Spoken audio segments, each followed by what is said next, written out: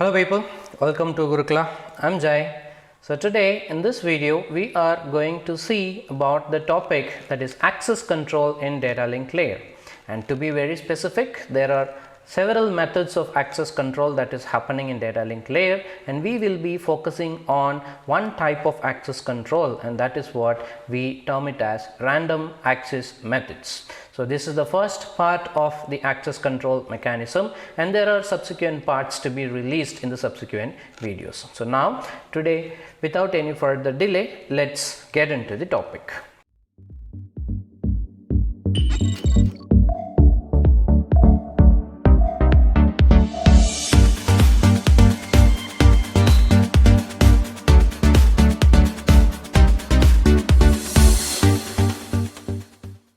So whereas in our previous videos we have covered the concepts such as framing and then the flow control. If you have not yet watched the previous videos, I will leave the description in the I section, and as well as I will leave the link in the description section. So please do check out the previous videos. And today in this video we will be focusing on what is access control, and then what are all the various types of access control mechanisms, especially related to data link layer is concerned. So first of all, we will understand what access control is. So what we will do is we will pop up three different figures so as to make you to understand why access control mechanism is really important in network scenario. So in order to understand that, we will assume that these three figures can elaborately define you that why access control is required. So whereas in the first case is concerned, you can see that there are very less number of people, those who are simultaneously accessing the radio network over here, and whereas in the second case there are moderate number of people, and whereas in the third case there are many number of people accessing the radio network at the same time, whereas simultaneously. So if this is the case, then there will be quite a lot of burden that will be imposed on the radio station, which is not possible for a radio station to serve for all the people, those who are trying to access the radio station at the same time. So here this is the area where we are implementing the access control. So access control is a mechanism for regulating the multiple users, those who are trying to connect or to access the common resources over here. So with this understanding, let us take it forward to understand the need for access control. So when in network scenario, when multiple number of nodes or stations are connected using a common link, then we need a multiple access protocol to coordinate the access. So this problem can be seen, or this problem can be framed by assuming that the people talking in an assembly over here. So while framing an access control mechanism, we should ensure that all the people should have a right to speak. We should not deny any people from talking to other one. So second point is we should ensure that the two people do not speak at the same time, so as to avoid the collision between these two people. And also the third point which has to be considered is the discussion should not be monopolized, it has to be an diplomatic one. So by keeping all these points in mind, we will have to frame an access control for the network scenario as well. So there has been many protocols that has been devised to handle the access to share a link. So all of these protocols belong to a sublayer in data link layer, which is called as media access control sublayer. So with this, we can see what are all the various classifications that is available for access control mechanism. Well, there are quite a lots of classifications available in access control mechanism, and it can be broadly classified into three types. First one is random access protocol, and the second one is controlled access protocol, and the third one is channelization protocol. So here in our Gurukula channel, we will be discussing each and every classification of access control mechanism in subsequent videos. So as far as today's video is concerned, we will be discussing a lot on the first mechanism under random access protocol, which is what we call it as Aloha random access technique. So we will see what Aloha is and what are all its types and what is the difference between its types. So talking about the first one, random access protocol, why does it got its name, that is random access protocol? It is because of two reasons. The first one is it is not scheduled time for any stations to transmit, which means that whenever a station wants to transmit, it is going to transmit. That is the very first thing which makes it random access. And the second reason is there is no rules specifies which station should transmit next. So there is no specific rule that once a particular station has completed its data transmission, who has to start the data transmission next. So these two reasons makes it completely random access protocol. And then in random access protocol, each and every station must follow a procedure that answers the following question. So these are all the few questions which a station should actually answer before transmitting the data. So when a station can access a medium, that should be a question. When a medium can be accessed by a station, and then what if the station do if the medium is busy, and then what can determine the success or failure rate of the transmission, and then what can a station do if there is an access conflict. So all these questions has to be addressed very carefully before jumping into the random access protocol or any random access mechanism is concerned. So first one, when we deal with the Aloha, first let us set up an environment. As you could see in the figure over here, you can see that there are 4 stations which is accessing a common medium. So here this is what we call it as a common medium, and you can clearly see that this common medium is being accessed by 4 stations: station 1, station 2, station 3 and then station 4. Now let us see how these stations will communicate the data generated by themselves by using this common medium. So as far as Aloha is concerned, it was developed in the year 1970 and it was actually designed for wireless LAN, but it can be used for any shared medium as well. So there are 2 types of Aloha that we have. The first one is pure Aloha and the second one is slotted Aloha. So first we will talk about the pure Aloha technique.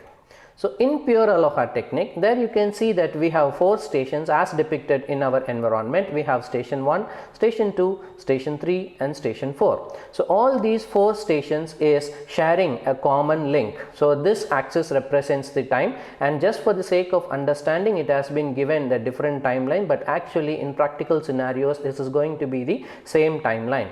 So when you observe that each and every station is transmitting 2 frames in the medium. So as you can see, this is frame number 1.1 we can take, which is actually represents that the station 1's first frame, and we can take this as 1.2, station 1's second frame. So similarly, the frame number for this will be 2.1 and this will be 2.2. And so here this will be 3.1 and this will be 3.2, and here it is station number 4, frame number 1, and station number 4, frame number 2. Now when you clearly observe this particular standard, you can clearly see that as consider this particular environment. So what is happening? Only station 1 is transmitting the frame. And also it is important to note that when station 1 is transmitting, there is no other station started its transmission over here, so that there will not be any collision for frame number 1.1. And you can observe the second scenario over here. When at this particular point in time, you can see that station 1 has started its transmission at this point, and then station 2 has started its transmission at this point, station 3 has started over here. When station 3 is actually starting the transmission, there is no other stations which is actually starting the transmission. See, I will repeat, when station 3 is actually starting the transmission, when station 3 places a frame on the medium, there is no other frames that has been placed by any other stations that is sharing the common medium. But when it started transmitting the frame, you can see that station 2 also started transmitting, and after a while station 1 has also started transmitting, and station 4 has also started transmitting at the same time. So this shaded area is what we call it as the collision duration. So any frames that has been generated during this particular period will be collided each other. So this is what the drawback of the pure Aloha technique. And whereas when you see over here, in this particular scenario, station 2 has started its transmission over here, and when station 2 is transmitting, there is no other stations that is been transmitting over here. But after a particular period of time, when station 2 is keep on transmitting the frame, you can see that the station 4 has also placed its frame in the medium over here at this particular point in time. So this entire duration will be collided, which means this part of the frame that is generated by station 2 and this part of the frame that is generated by station 4 will be getting collided. And no matter what, even if one bit of the frame is collided or is erroneous, the receiver is going to discard the complete frame over here. So that is what we will have in pure Aloha technique. So now we will see how slotted Aloha is working on the other side. So in order to overcome this particular problem, we have an slotted Aloha on the other side, whereas in slotted Aloha, a station can start its transmission only during a particular time slot. And even here we have the same setup, station 1, station 2, station 3 and station 4, but this time the time, you can observe that the time slot is divided into different slots. So we have 6 slots in total. And you can also observe that whenever a station wants to transmit, it cannot transmit at any point in time. It has to wait until the slot is getting started. So where you can see that station 1, this is the beginning of the frame and this is the ending of the frame. Similarly, for the second frame, this is the beginning and this is the ending. So you can clearly see that all the frames that has been transmitted by all the stations is beginning at the start of one particular slot. You cannot see that any frame is transmitted like this, as like in pure Aloha. This is not allowed in slotted Aloha mechanism. So as you can see over here, this will greatly reduce the collision that is happening in all the 4 stations that is sharing the common medium over here. So similarly, station 3, it starts here and then it ends here. This is the beginning of the frame, this is the ending of the frame. Similarly for the next frame as well. So it just means that every station should start its transmission only at the beginning of the time slot. If this particular station misses a particular time slot, then it has to leave the entire slot free. There is no permission for this particular station to start its transmission at the middle of the time slot. So that is not allowed for the station 1 as far as slotted Aloha is concerned. So here when you can see that station 1 and then the station 4 is placing their frames at the same time. So these 2 frames will be collided each other and then it will be lost. So this will be the mechanism for slotted Aloha is concerned. And you can clearly see that the slotted Aloha is much more better and it is having much more less collision duration than compared to the pure Aloha technique. So that is what it is. We call it as pure Aloha and then the slotted Aloha technique.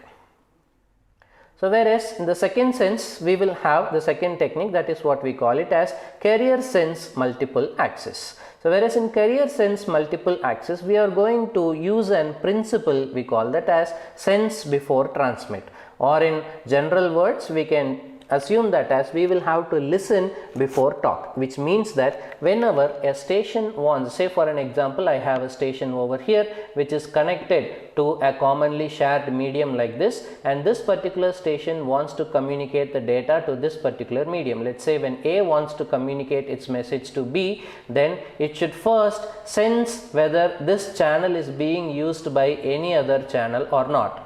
So only after verifying that the channel is free, then A is allowed to transmit its messages from A to B. So this is what the entire principle behind carrier sense multiple access, which means that multiple nodes can access a commonly shared medium, and before sending its data, it should sense the carrier for the idleness. So that is what the meaning for carrier sense multiple access, and in short it is represented as CSMA. Whereas there are 3 behaviors of carrier sense multiple access. The first one is one persistent, and second one is non-persistent, and the final one is P persistent. And let us see one by one. Whereas in the first persistent, if at all a station wants to transmit, then it will sense whether the channel is busy or not. As you could see, it is continuously sensing the channel. and then you can see that the channel is busy for this particular period of time, and this block area is what we assume that the channel is busy, which means that this channel is being utilized or it is being used by some other stations. So a station who wants to communicate or to send any message should continuously sense the channel until the channel becomes free. You can see that the channel is becoming free at this particular point, and then as per as one persistent behavior, the sending node can immediately put its frame on the channel and it can transmit the messages. So this is what we call it as one persistent method. So here the drawback of this particular behavior is we will have to continuously sense the channel until when the channel is becoming free. So that we go for the another behavior, we call that as non-persistent. And whereas in non-persistent, you can see that first of all a sending station will sense a particular channel, and then this channel is assumed, the channel is found to be busy at this particular point in time. So what is it happening? It is going to wait for a particular period of time, and then it will again sense the channel. So it again senses the channel at this particular point in time, and the channel is found to be busy again. So what will happen? Again it will wait for a period of time, and then it will sense the channel again, and then the channel is found to be free so that it can able to transmit the messages. So the waiting period is actually a random period. You can see that this is waiting period 1 and this is waiting period 2, and T1 and T2 is not equal. You can see that there is the sending stations will actually wait for a random amount of time, and then it will sense the channel again to check the idleness of the channel. And as you can see, even though the channel has become idle at this particular point in time, actually the sending station is transmitting at this particular point in time only. Fine. So for this particular area, for this duration of the time, the channel is not being used even though if the channel is being idle. So that is what we call it as the non-persistent method.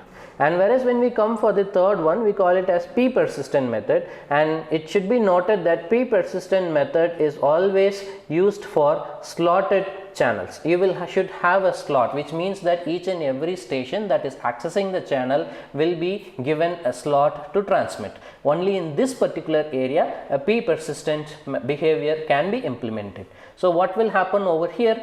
See, the sending station will continuously check the channel, and then once the channel is free, the station cannot immediately transmit as we have seen in the one persistent, because the channel is free, but now it should perform the second check. What is the second check? Remember that I said it is a slotted channel, so that particular station should check whether the free time belongs to its particular slot, whether it is the station 1's slot or not. Because even though a station has a frames to transmit and then the channel is free, but still the station cannot able to transmit. It should wait until the slot of that particular station comes. So that is what we call it as P persistent method. So what it will do is it will wait for a random period of time, and then it will send with a probability of P. So here the station may send or it may not send. So there comes a probability. So what is the probability here? It will choose a probability of P, and then it will send the messages over here. And then if it is, say for an example, the channel is also found to be idle, the frame also has to be sent by that particular station, and the slot also belongs to the sending station, then the sending station can send its particular frame. So this is what we call it as P persistent. So now let us just march a little bit, and then we will try to understand each and every behavior in a flow diagram format. So whereas in one persistent method, this is another approach to understand one persistent method. The explanation remains the same, but only the pictorial representation is a little bit formal here. So see what happens over here. As far as one persistent, the channel, first of all the sending station has to check whether the channel is busy. If the channel is busy, it will keep on sensing the channel until the channel is free, and once the channel is free, then the station can transmit the messages. So that is what one persistent method is. And whereas for non-persistent method, you can see that the sending station is actually checking for the idleness of the channel. If the channel is found idle, then the station is allowed to send the data. In case if the channel is found to be busy, then it will has to wait for a random amount of time and then it should repeat the entire process again. So that is what will happen in non-persistent method. So what will happen in p-persistent method? Remember that p-persistent method is applicable only for the slotted channel communication only. What is slotted channel communication? Each and every station that is connected in that particular channel will get a slot to transmit its message. It is as similar to time division multiple access. So it will first check whether the channel is busy, and then if the channel is busy, then it will keep on sensing the channel until it becomes free, and once the channel is free, it will actually generate a random number r that lies between 0 to 1. So here for the first case, let us assume that r is equals to 0.4. let us assume for the case 1, and then what will happen is it will just check whether it is greater than or lesser than the p value. So what is p value? The p is calculated with a function of 1 minus r. So in our first case, it is 1 minus 0.4, so that the value of p will be 0.6, so that the probability value is now is greater than the r value, so that what it can do is the station can actually send, which means that the station has a frame, and also the channel is the slot also belongs to the sending station, so that the probability of sending the frame is much more higher. And in case what happen, let us take the second scenario. Now this case r is equals to 0.6. Now what will happen? P is equals to 1 minus r. So p will take the value of 1 minus 0.6, and now p is 0.4. So what will happen? The p value is lesser than this, so that it should has to wait for a slot, which represents that this particular free slot is not its own slot to transmit. It is some other station's slot. So that as per a slotted mechanism, one station cannot transmit in other stations' slots, so that it will have to wait for a slot of period, and then it will again initiate the same procedure again. So this is what we call it as p-persistent method of access mechanism. So in this video, we might have seen the two techniques. The first of all, we started discussing what is access control, and the example which we tried to understood what access control is, which is similar to people accessing the cell tower. When there are multiple people trying to access the cell tower at the same time, then definitely there might be few people, those who might be left unserved. So we have several mechanisms to address, and out of which the channel should check it randomly, and when it is idle we can transmit the message, and when it is busy we have to check it again. So that is what the principle behind random access method will work, and out of which we have 4 different mechanisms, and out of 4 different mechanisms we have discussed Aloha technique and then CSMA technique. And whereas in the subsequent videos in communication network, we will be discussing about what is CSMA CD and then what is CSMA CA is concerned. So with this, I am stopping my video, and then I am going to see you in the next video. Until then, it's bye from Jai and happy learning.